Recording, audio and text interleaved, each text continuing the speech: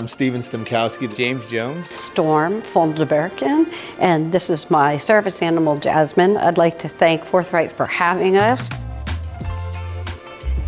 And I came here to Forthright Cyber Breakfast. It was an excellent breakfast where we went through an actual cyber attack, and it was great because we didn't just do scare tactics or, typically in the cyber world, it's a lot of, just scaring you. And to go through a real life scenario was very helpful.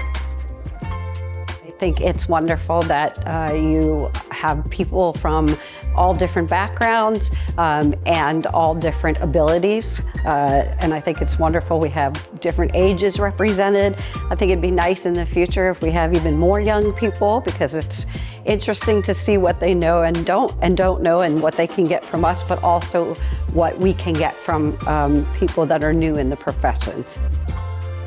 It was a phenomenal opportunity to spend time with other professionals in the community, both to share ideas, concepts, and perspectives, and to definitely to gain and learn from them. So just want to thank Forthright for inviting me, and highly encourage other professionals to come aboard and engage in the experience.